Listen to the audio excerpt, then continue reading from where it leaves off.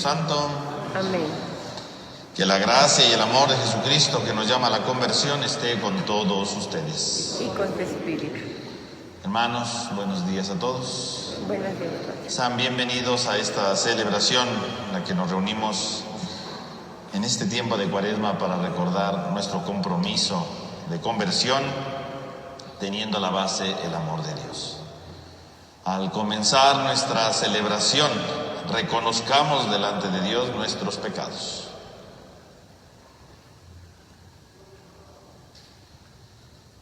Yo confieso ante Dios Todopoderoso y ante ustedes, hermanos, que he pecado mucho de pensamiento, palabra, obra y omisión, por mi culpa, por mi grande culpa. Por eso ruego a Santa María, siempre Virgen, a los ángeles, a los santos y a ustedes, hermanos, que interceden por mí ante Dios nuestro Señor. Dios Todopoderoso tenga misericordia de nosotros, perdone nuestro pecado y nos lleve a la vida eterna. Amén.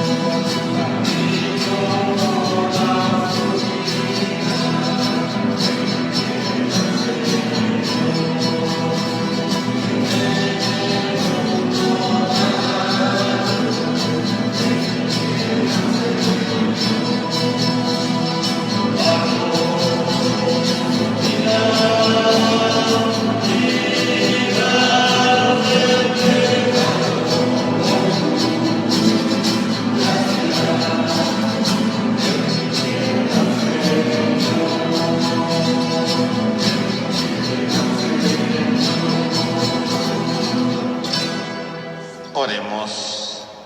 Señor Dios, fuente de misericordia y de toda bondad, que enseñaste que el remedio contra el pecado está en el ayuno, la oración y la limosna. Mira con agrado a quienes se agobian en su propia conciencia para que se reconforten por tu misericordia. Por nuestro Señor Jesucristo, tu Hijo, que vive y reina contigo en la unidad del Espíritu Santo y es Dios por los siglos de los siglos. Amén. Tenga la bondad de tomar asiento, hermanos.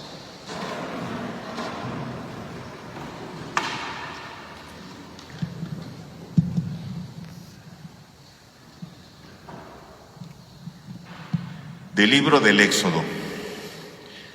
En aquellos días, Moisés pastoreaba el rebaño de su suegro, Jetro, sacerdote de Madián. En cierta ocasión llevó el rebaño más allá del desierto, hasta el Horeb, el monte de Dios. Y el Señor se le apareció en una llama que salía de un zarzal. Moisés observó con gran asombro que la zarza ardía sin consumirse y se dijo: voy a ver de cerca esta cosa tan extraña, porque la zarza no se quema.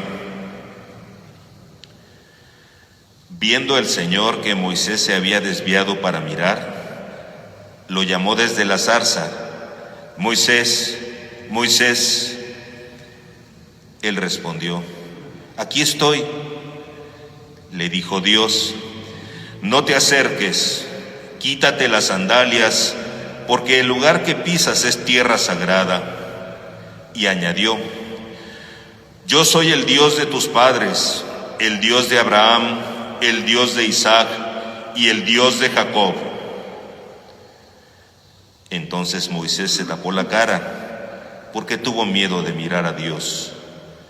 Pero el Señor le dijo: he visto la opresión de mi pueblo en Egipto, he oído sus quejas contra los opresores y conozco bien sus sufrimientos.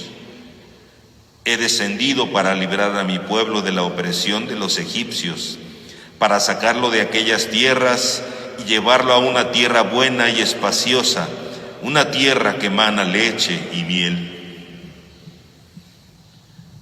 Moisés le dijo a Dios: está bien, me presentaré a los hijos de Israel y les diré: el Dios de sus padres me envía a ustedes. Pero cuando me pregunten cuál es su nombre, ¿qué les voy a responder? Dios le contestó a Moisés: mi nombre es Yo Soy. Y añadió: esto le dirás a los israelitas: Yo Soy me envía a ustedes. También les dirás: el Señor, el Dios de sus padres, el Dios de Abraham, el Dios de Isaac, el Dios de Jacob, me envía a ustedes. Este es mi nombre para siempre. Con este nombre me han de recordar de generación en generación. Palabra de Dios. Te alabamos, Señor.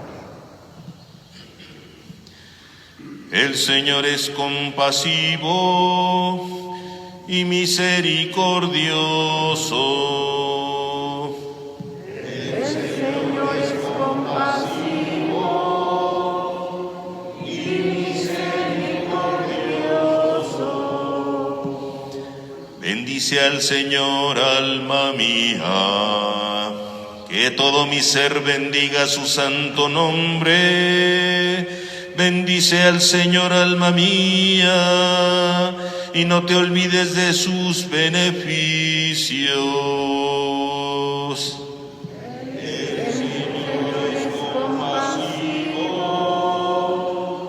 y misericordioso. El Señor perdona tus pecados y cura tus enfermedades. Él rescata tu vida del sepulcro y te colma de amor y de ternura. El Señor es compasivo y misericordioso. El Señor hace justicia y le da la razón al oprimido. A Moisés le mostró su bondad y sus prodigios al pueblo de Israel. El Señor es compasivo y misericordioso. El Señor es compasivo y misericordioso, lento para enojarse y generoso para perdonar, como desde la tierra hasta el cielo, así es de grande su misericordia. El Señor es compasivo y misericordioso. De la primera carta del apóstol San Pablo a los Corintios. Hermanos, no quiero que olviden que en el desierto nuestros padres estuvieron todos bajo la nube, todos cruzaron el Mar Rojo y todos se sometieron a Moisés por una especie de bautismo en la nube y en el mar. Todos comieron el mismo alimento milagroso y todos bebieron de la misma bebida espiritual, porque bebían de una roca espiritual que los acompañaba, y la roca era Cristo. Sin embargo, la mayoría de ellos desagradaron a Dios y murieron en el desierto. Todo esto sucedió como advertencia para nosotros, a fin de que no codiciemos cosas malas como ellos lo hicieron. No murmuren ustedes como algunos de ellos murmuraron y perecieron a manos del ángel exterminador. Todas estas cosas le sucedieron a nuestros antepasados como un ejemplo para nosotros y fueron puestas en las Escrituras como advertencia para los que vivimos en los últimos tiempos. Así pues, el que crea estar firme, tenga cuidado de no caer. Palabra de Dios. Te alabamos, Señor.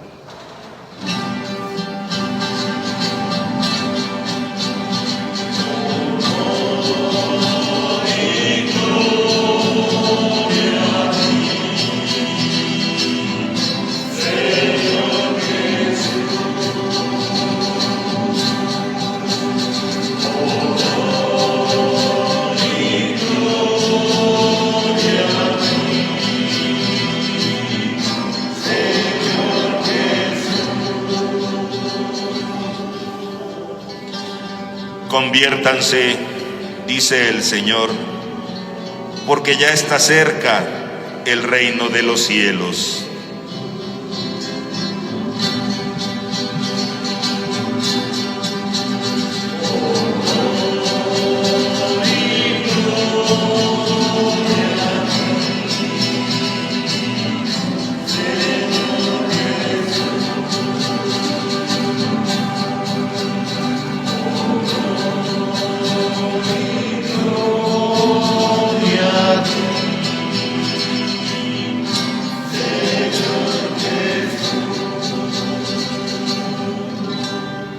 El Señor esté con ustedes. Y con tu espíritu. Del Santo Evangelio según San Lucas. Gloria a ti, Señor. En aquel tiempo, algunos hombres fueron a ver a Jesús y le comentaron que Pilato había mandado matar a algunos galileos mientras estaban ofreciendo sus sacrificios. Jesús les dijo este comentario: ¿piensan ustedes que aquellos galileos, porque les sucedió esto, eran más pecadores que todos los demás galileos? Ciertamente que no. Y si ustedes no se convierten, perecerán de manera semejante. Y aquellos 18 que murieron aplastados por la torre de Siloé, ¿piensan acaso que eran más culpables que todos los demás habitantes de Jerusalén? Ciertamente que no. Y si ustedes no se convierten, perecerán de manera semejante. Entonces les dijo esta parábola: un hombre tenía una higuera plantada en su viñedo. Fue a buscar higos y no los encontró. Dijo entonces al viñador: mira, durante 3 años seguidos he venido a buscar higos en esta higuera y no los he encontrado. Córtala. ¿Para qué ocupa la tierra inútilmente? El viñador le contestó: Señor, déjala todavía este año. Voy a aflojar la tierra alrededor y echarle abono para ver si da fruto. Si no, el año que viene la cortaré. Palabra del Señor. Gloria a ti, Señor Jesús. Tengan la bondad de tomar asiento, hermanos, por favor.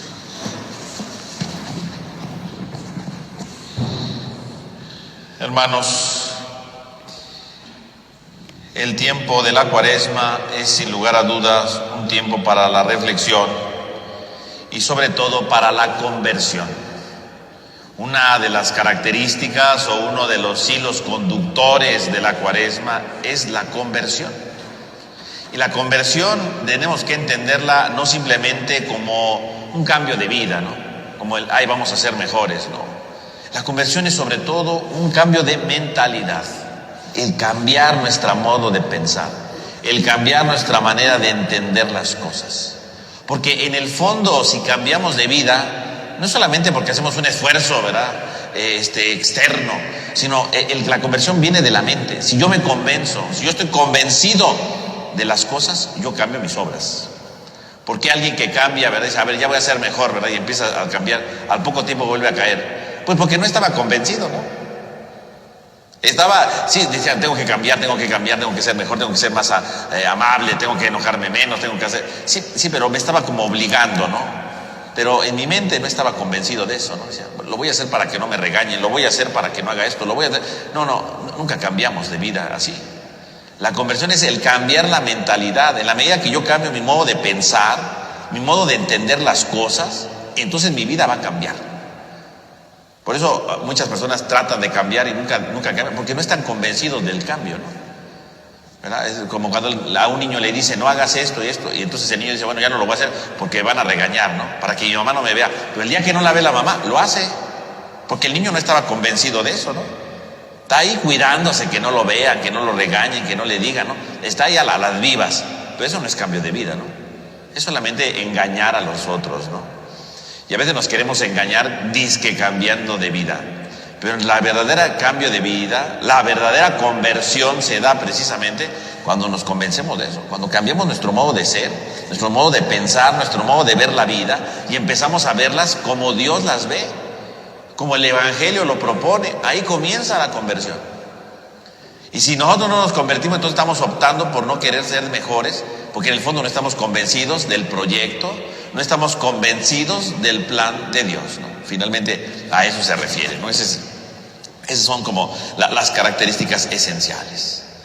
El pueblo de Israel, dice hoy la segunda lectura tomada del apóstol Pablo, el pueblo de Israel efectivamente no vivía esa conversión. Vivieron, dice, grandes prodigios en el desierto, ¿no? Grandes prodigios. Vivieron grandes cosas, se alimentaron de una bebida espiritual, ¿verdad?, de un alimento milagroso en el desierto, pero al final todos perecieron porque hicieron lo que desagradaba a Dios. Y no porque Dios los haya castigado, ¿eh? ¿Por qué perecieron, diría San Pablo? Pues porque murmuraban. ¿Y qué significa murmurar? Murmurar significa no querer entender a Dios. El pueblo cuando murmura, en el fondo, ¿qué está diciendo? No entiendo a Dios, no estoy de acuerdo con Dios. Y todo el camino del desierto, si leemos el libro del Éxodo, todo el camino del desierto es murmurar y murmurar, ¿no? Tenemos sed, tenemos hambre, tenemos aquello, porque Dios hizo esto, estábamos mejor en Egipto, y siempre murmuraban y murmuraban. En el fondo, ¿qué significa murmurar? Pues no estar de acuerdo con Dios, no estar de acuerdo con su proyecto. Y en el fondo, ¿por qué el pueblo no estaba de acuerdo con su proyecto? ¿Por qué veía solamente cosas negativas? Pues porque no estaba convencido, el pueblo no se había convertido. Por un lado, sí, ya habían dejado Egipto, se supone que Egipto era el lugar de la esclavitud, pero el pueblo de Israel tendrá que descubrir que la esclavitud no estaba en Egipto, no es cierto. La esclavitud estaba en su corazón.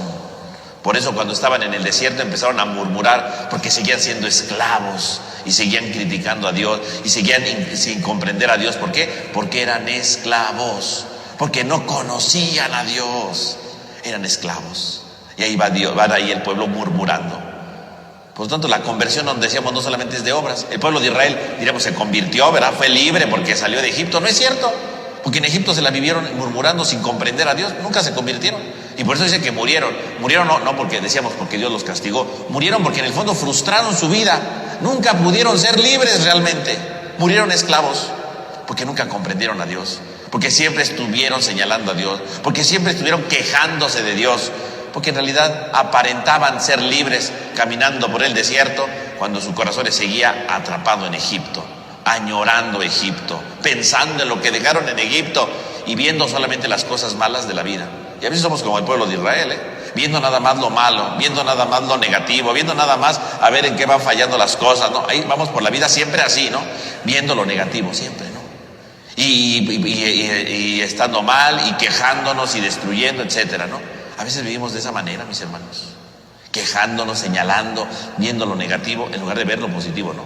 Ahí somos como el pueblo de Israel y nunca nos convertimos porque nunca entendemos el proyecto de Dios.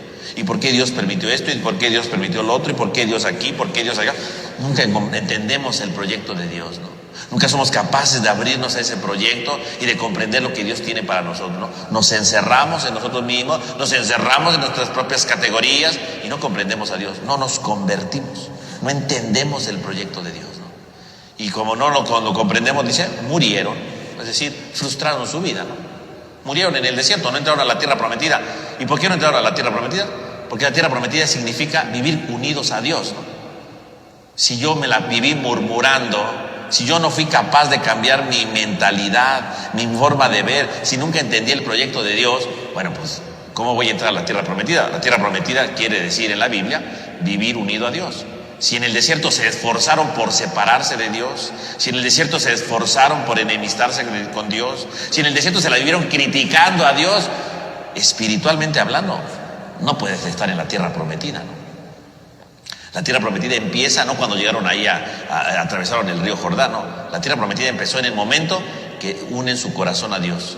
Y toda la vida del desierto se la vivieron criticando a Dios. Nunca entraron a la tierra prometida, no solamente físicamente, espiritualmente nunca entraron, porque nunca estuvieron de acuerdo con Dios.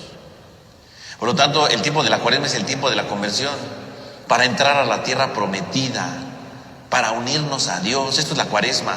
La Cuaresma, decíamos, es el convertirnos, ¿no? El cambiar de vida.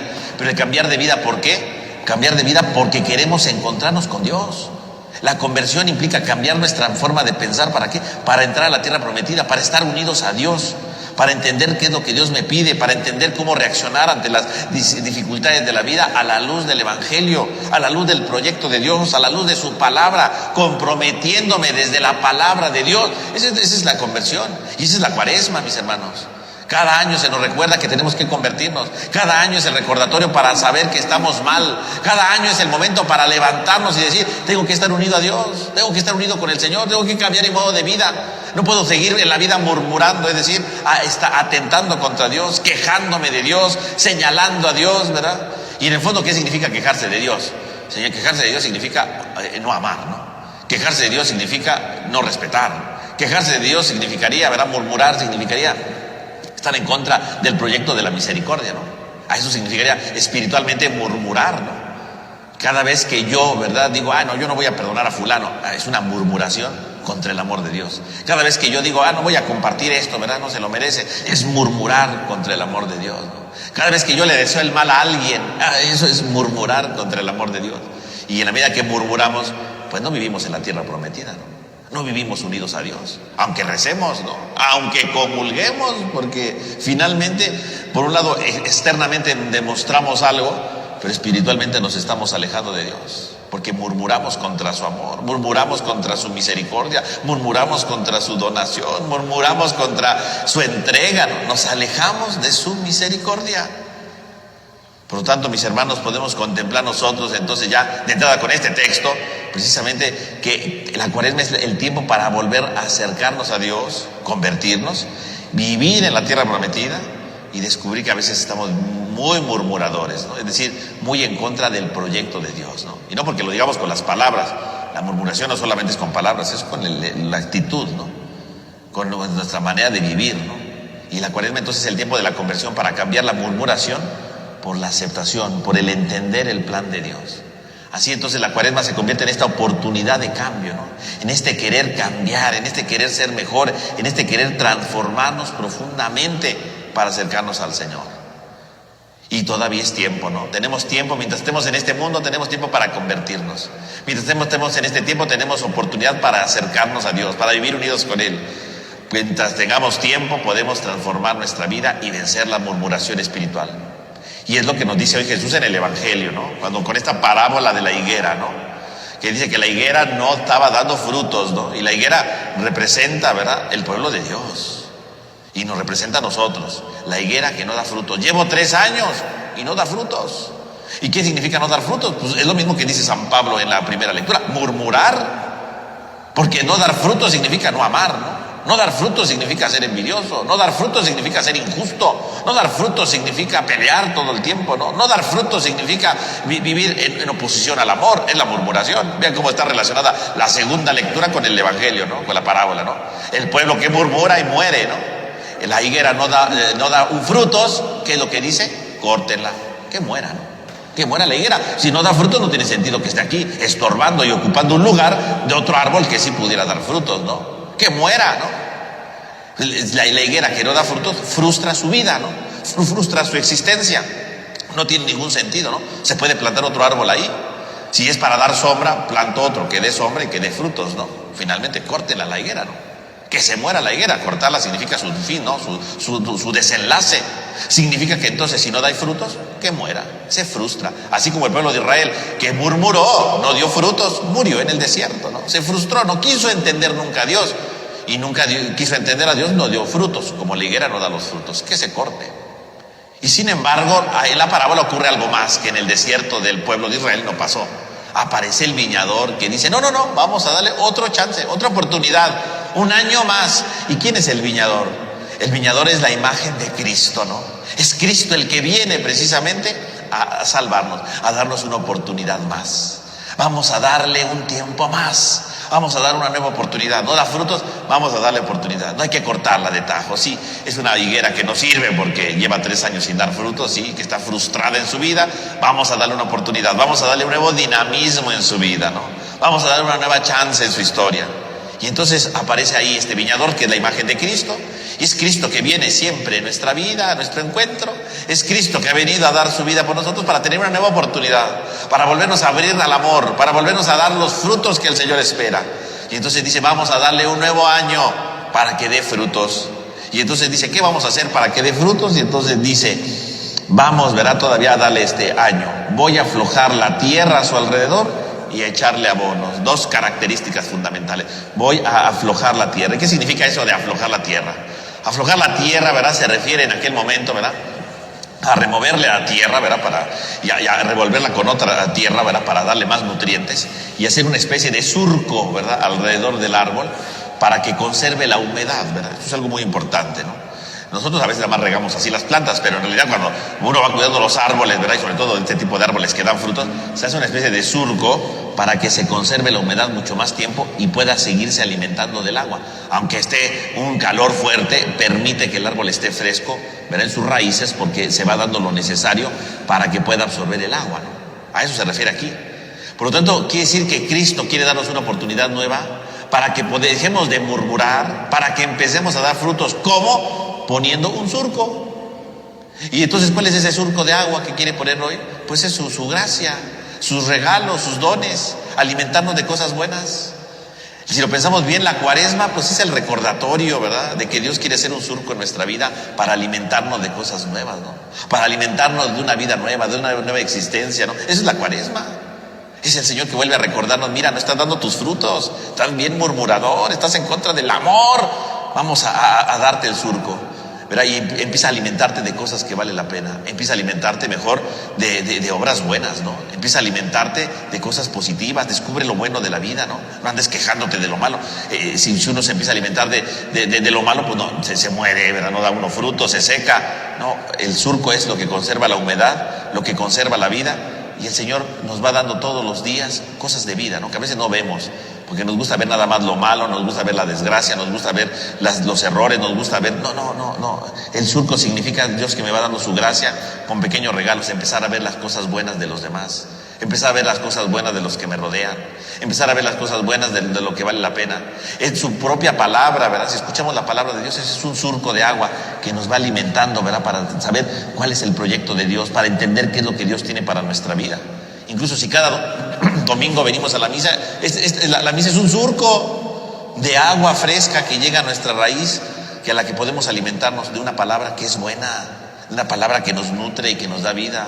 La comulgamos, en el fondo la comunión, más que un mero rito repetitivo o una costumbre, la comunión es comulgar para, Señor, aliméntame para que tenga fuerza para vivir esa palabra. Es el surco que Cristo nos prepara cada domingo para alimentarnos, para fecundarnos. La Cuaresma es este surco que nos recuerda, vas mal por la vida, puedes cambiar, hoy es el día, diría el profeta Joel, ¿no? El miércoles de ceniza, hoy es el día para el cambio, hoy es el día, aliméntate de esto, aliméntate de lo que vale la pena, no veas tontería, no te dejes guiar por chisme, no te dejes guiar por rumores, aliméntate de lo que vale la pena, se va generando el surco. Y por otro lado, ¿verdad? Dice que pone el surco y echarle abono. ¿Qué cosa es el abono? El abono, bueno, es lo que va nutriendo obviamente el árbol, la raíz, para que el árbol crezca mejor, para que dé mejores frutos. Pero el abono, si lo pensamos bien, pues es algo negativo, ¿no? En el sentido de que es algo que se pudre, ¿no? Es algo que se pudre en general el abono, ¿no? Es algo que se pudre, que al mismo tiempo da vida al árbol, ¿no? Por lo tanto es algo que muere. El abono representaría algo que se muere. Por lo tanto el abono sería el símbolo de Cristo que viene a morir por nosotros. ¿Cómo es que Cristo nos da otra oportunidad para que demos frutos? Con su propia muerte.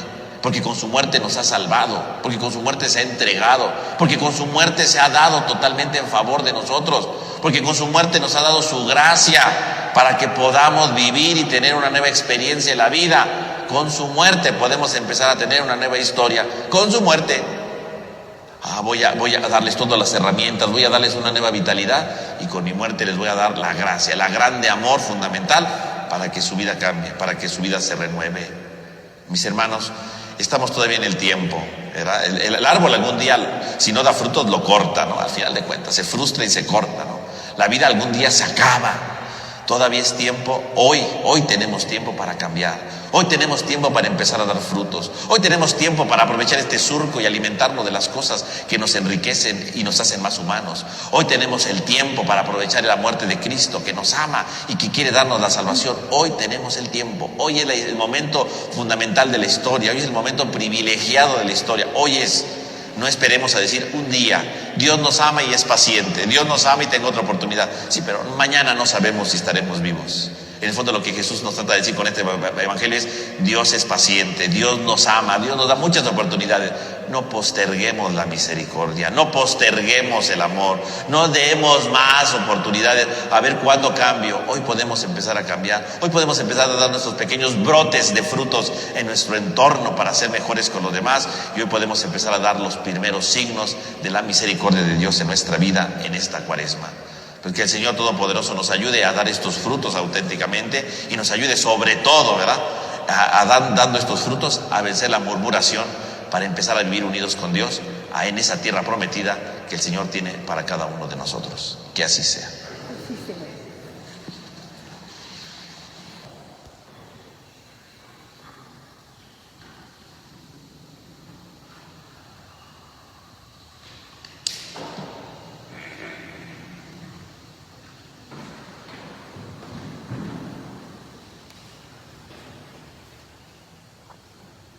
Nos ponemos de pie, hermanos, y yo les pregunto: ¿creen en Dios Padre Todopoderoso, Creador del cielo y de la tierra? Sí, creo. ¿Creen en su Hijo Jesucristo, que nació de María la Virgen, padeció, murió, resucitó y está sentado a la derecha del Padre? Sí, creo. ¿Creen en el Espíritu Santo, en la Santa Iglesia Católica, en la comunión de los santos, en el perdón de los pecados, la resurrección de los muertos y la vida eterna? Sí, creo. Hermanos, esta es nuestra fe. Esta es la fe de la Iglesia que nos gloriamos de profesar en Jesucristo nuestro Señor. Amén. Ahora, hermanos, siempre debemos elevar nuestras súplicas a Dios nuestro Padre, pero en estos días de Cuaresma es necesario dirigirle a Él nuestras oraciones con más insistencia. Así pues, unidos conscientemente a su Hijo Jesucristo, digamos a cada petición: Señor, ten piedad. Señor, ten piedad. Por el Papa Francisco, al cumplirse su 9º aniversario del inicio de su pontificado, por nuestro obispo Jorge, por los presbíteros y los diáconos, que ejerzan siempre con fidelidad y amor el ministerio que Dios les ha confiado. Oremos. Señor, ten piedad. Por los que se preparan para recibir el bautismo, la confirmación o la Eucaristía, que deseen de corazón unirse con amor a Jesucristo, camino, verdad y vida. Oremos. Señor, ten piedad. Por la naturaleza, nuestra casa común, que al iniciar un nuevo ciclo nos esforcemos en respetarla y protegerla. Oremos. Señor, ten piedad. Por los enfermos y los que sufren, que reciban la ayuda que necesitan y sientan que Jesús está siempre a su lado. Oremos. Señor, ten piedad. Por los jóvenes, que descubran en sus vidas el amor que Dios les tiene y le respondan con generosidad. Oremos. Señor, ten piedad. Por quienes nos hemos reunido este domingo para celebrar la Eucaristía, que seamos personas sólidas en la oración y en las buenas obras. Oremos. Señor, ten piedad. Padre Santo y Misericordioso, que nunca abandonas a tus hijos, escucha nuestras oraciones y ayúdanos con tu gracia a entender tus enseñanzas, a fin de dar auténticos frutos de conversión en favor de los demás y de nuestra propia vida, venciendo toda murmuración y esterilidad de nuestra parte. Te lo pedimos por Jesucristo, nuestro Señor. Amén. Tenga la bondad de tomar asiento, hermanos.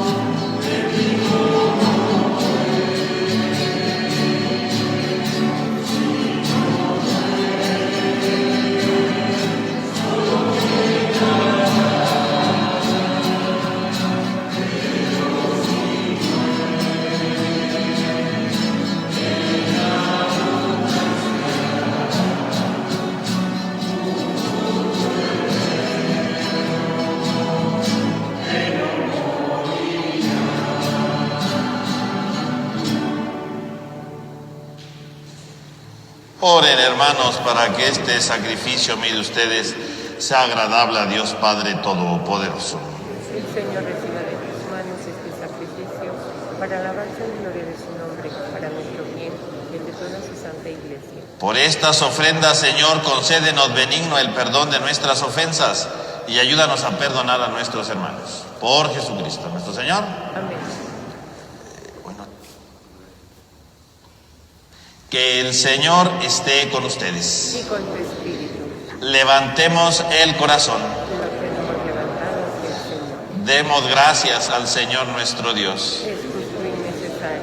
En verdad es justo darte gracias, Padre Santo, Señor Todopoderoso y Eterno, porque no dejas de alentarnos a tener una vida más plena. Y como eres rico en misericordia, ofreces siempre tu perdón e invitas a los pecadores a confiar solo en tu indulgencia. Nunca te has apartado de nosotros, que muchas veces hemos quebrantado tu alianza. Y por Jesucristo, tu Hijo, nuestro Redentor, tan estrechamente te has unido a la familia humana con un nuevo vínculo de amor que ya nada lo podrá romper. Y ahora, mientras le ofreces a tu pueblo un tiempo de gracia y de reconciliación, alientas a esperar en Cristo Jesús, a quien se convierte a ti, y le concedes ponerse al servicio de todos los hombres, confiando más plenamente en el Espíritu Santo.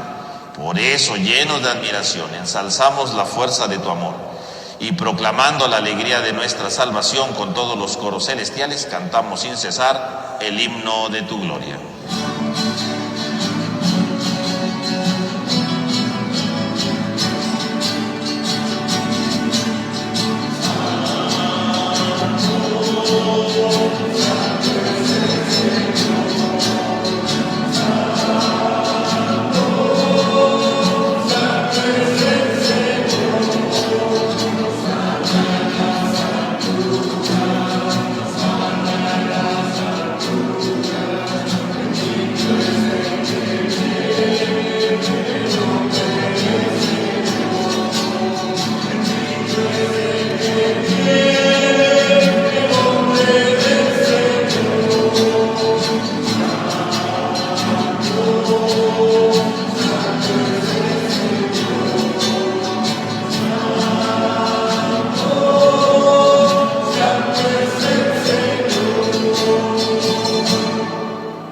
Santo eres en verdad, Señor, que desde el principio del mundo obras siempre para que el hombre sea santo como tú mismo eres santo. Te pedimos que mire los dones de tu pueblo y derrame sobre ellos la fuerza de tu Espíritu, para que se conviertan en el cuerpo y la sangre de tu Hijo Jesucristo, en quien nosotros también somos hijos tuyos. Aunque en otro tiempo estábamos perdidos y éramos incapaces de acercarnos a ti, nos amaste hasta el extremo.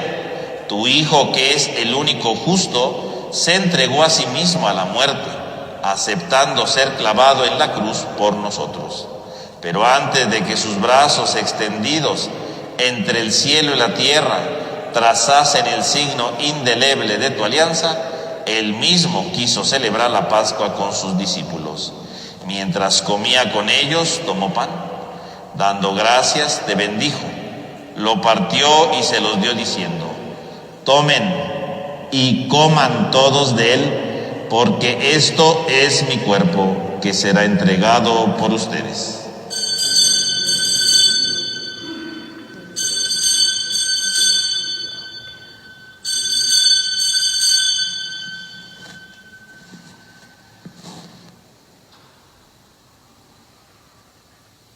Del mismo modo, acabada la cena, sabiendo que iba a reconciliar todas las cosas en sí mismo por su sangre derramada en la cruz, tomó el cáliz lleno del fruto de la vid, y dándote gracias de nuevo, lo pasó a sus discípulos diciendo: tomen y beban todos de él, porque este es el cáliz de mi sangre, sangre de la alianza nueva y eterna, que será derramada por ustedes y por muchos para el perdón de los pecados. Hagan esto en conmemoración mía.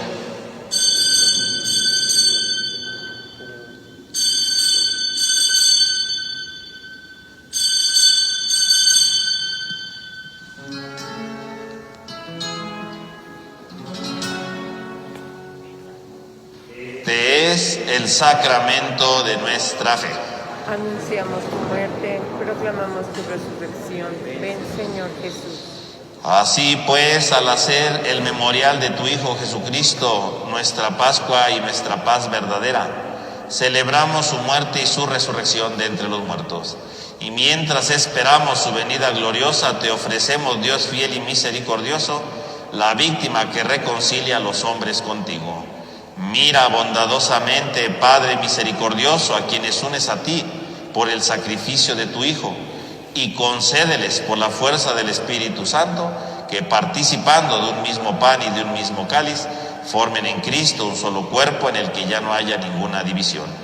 Guárdanos siempre en comunión de fe y amor con nuestro Papa Francisco, con nuestro Obispo Jorge. Ayúdanos a esperar la venida de tu reino hasta la hora en que nos presentemos ante ti, santos entre los santos del cielo.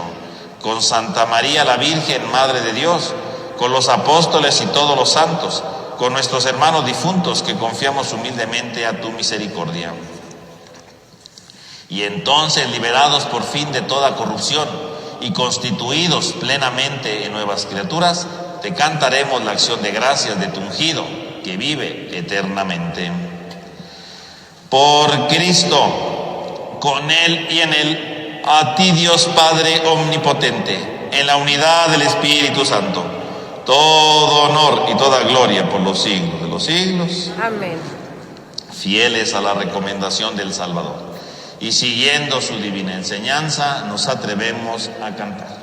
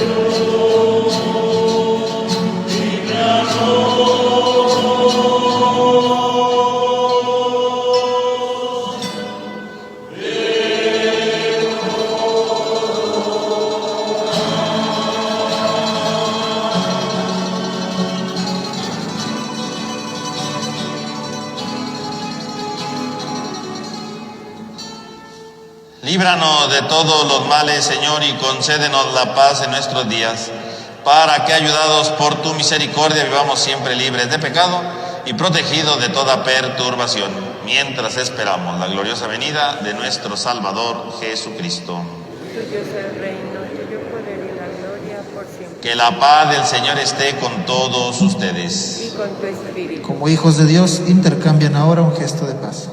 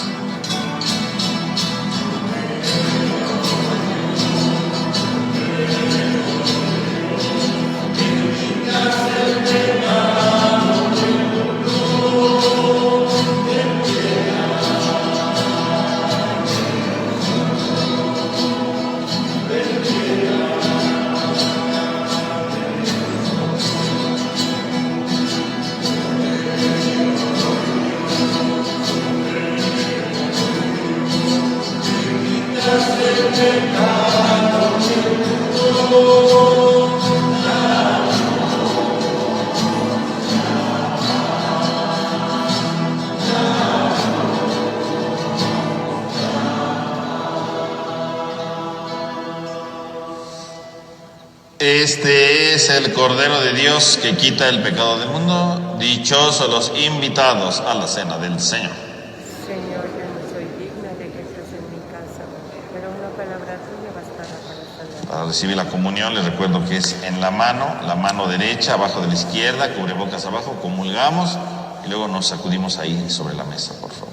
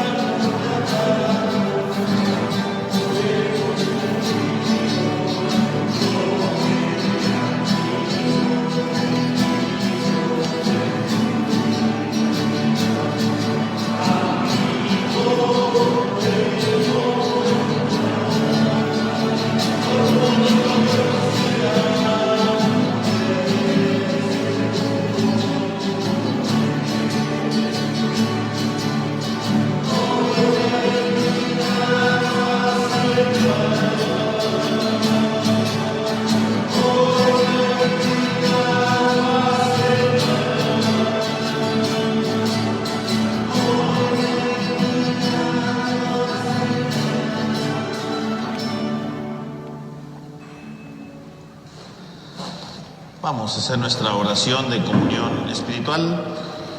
Creo, Señor mío, que estás realmente presente en el Santísimo Sacramento del altar.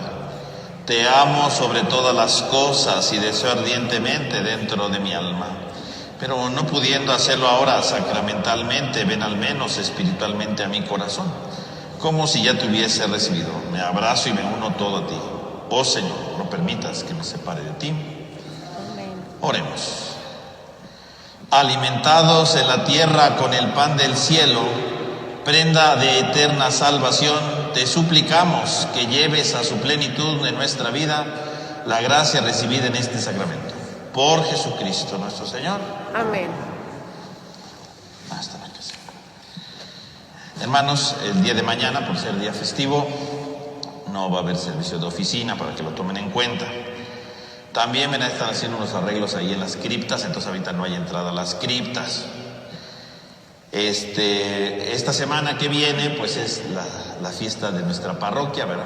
Aquí de Nuestra Señora de la Encarnación. Entonces vamos a tener varias actividades con motivo de nuestra fiesta.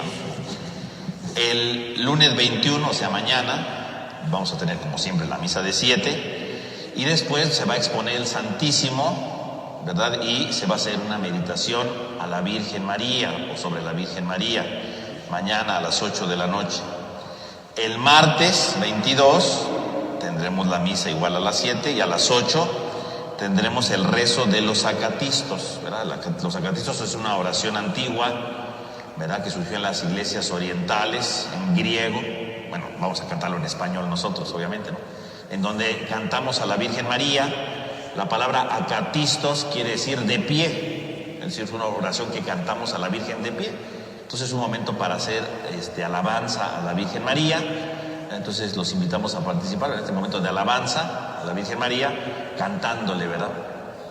Con estos himnos antiguos de la Iglesia Oriental. El jueves 24, igual tendremos nuestra misa a las 7 y a las 8, cuando termine la misa, vamos a hacer, en lugar de la hora santa, ¿verdad? Que siempre hacemos, este jueves no. Este jueves vamos a hacer el rezo de las primeras vísperas, ¿verdad? De las vísperas de nuestra fiesta. Entonces vamos a tener el canto, ¿verdad? Del rezo de las vísperas. Y el 25, bueno, pues en la fiesta, ¿verdad? De la Encarnación. Entonces vamos a tener a las 7 de la mañana las mañanitas a la Virgen. A las 8 de la mañana tendremos la misa. Luego a las 9 haremos el rezo de las laudes solemnes a la Virgen de la Encarnación.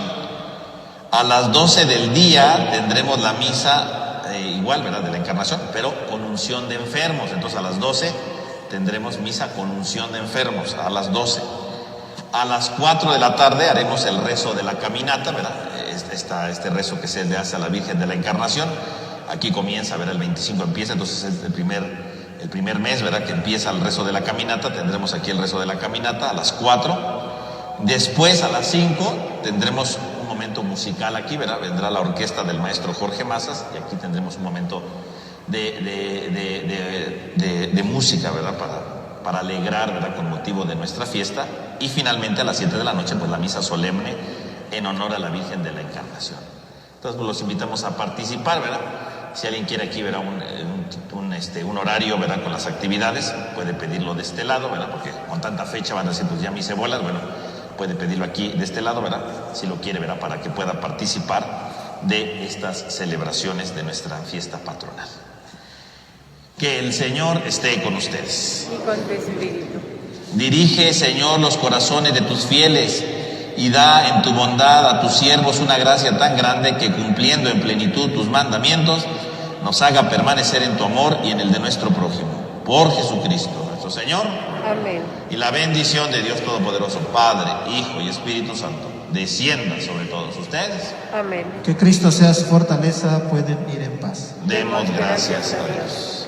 Que tengan todos un feliz domingo y una semana llena de su presencia. Gracias, Señor.